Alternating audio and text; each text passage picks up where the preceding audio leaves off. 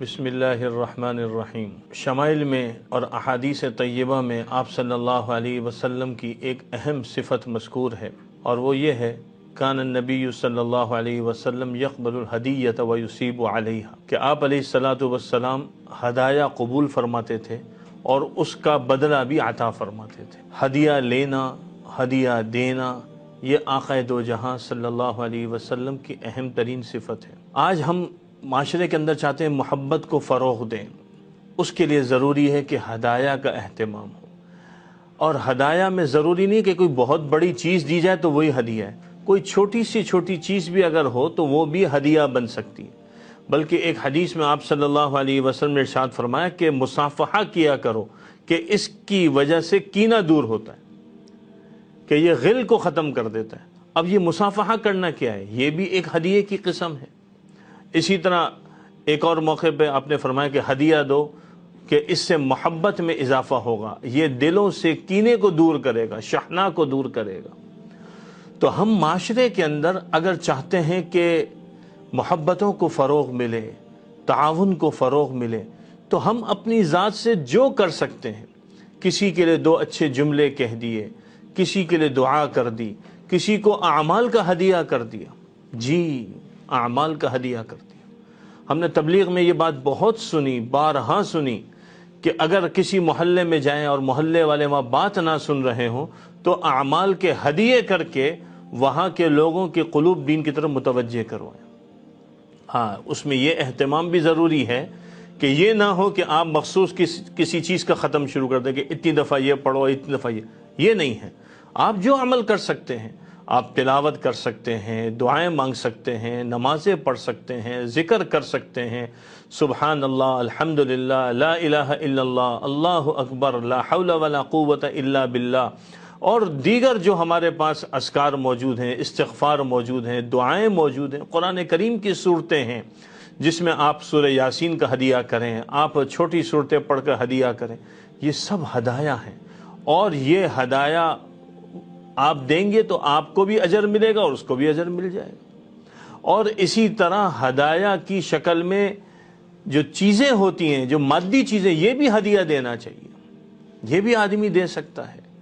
आप अलैहिस्सलातु वस्सलाम से हदाया देना साबित है। एक सहाबी थे हज़रत ज़ाहिर रज़ी अल्लाह अन्हु, वो देहात से आते थे, तो आप सल्लल्लाहु अलैहि वसल्लम ने उनके मुताल्लिक़ ये फरमाया था कि ये जो सहाबी हैं ये हमारा गांव है और हम इसके शहर हैं। यानी वो गांव से आते, चीज़ें लेकर आते थे और आप सल्लल्लाहु अलैहि वसल्लम उनको उसके बदले में जब वो जाते थे तो चीज़ें दिया करते थे। बाज़ हज़रात ने इन सहाबी का नाम अज़हर भी लिखा है। बहरहाल ये जो सहाबी हैं इनके साथ आप सल्लल्लाहु अलैहि वसल्लम का ये सलूक है कि आप हदाया देते थे। इसी तरह अच्छे अखलाक से पेश आना, ये भी एक बहुत बड़ा हदिया है। आप दो जुमले अच्छा बोल दें, दो अल्फाज अच्छा कह दें, तो हदाया देने का मिजाज हो। हमारे यहाँ हदाया देने के अंदर दो सूरतें होती हैं और हदिया दरअसल मोहब्बत का नाम है। अब वो सूरतें बाद औक़ात ऐसी होती हैं कि वो मोहब्बत की बजाय इवज़ बन जाती हैं। और वो क्या है कि मसलन शादी ब्याह या किसी मौके पर किसी के साथ लेन देन कर लिया तो इस उम्मीद पर कि ये मैं दे रहा हूँ तो ये इसके इवज़ में मुझे ये देगा, ये सोच मुनासिब नहीं है।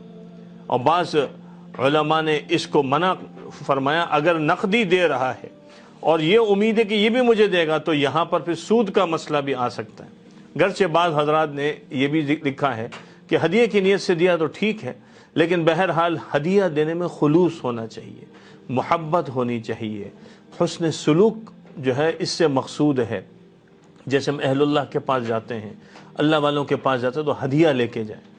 बहुत सारे हजरात से ये बात सुनी कि अल्लाह वालों की खिदमत में जाओ तो हदाया लेके जाओ, इसलिए नहीं कि उनके पास हदिया लेके जाऊंगा तो मुझे जो है ना वहाँ से दुआएं मिलेंगी, इसलिए कि उनकी दिलजोई होगी। और अहलुल्लाह को देखा है कि वो लोगों में बांटते हैं, लोगों पे लगाते हैं, तो अल्लाह की तरफ से उनके पास फिर चीज़ों की आमदोरफ्त लगी रहती है। तो माशरे के अंदर जिस चीज़ को फ़रोग़ देना उसको हम शुरू कर दें, जिस चीज़ को ख़त्म करना है उसके तज़किरे ख़त्म कर दें।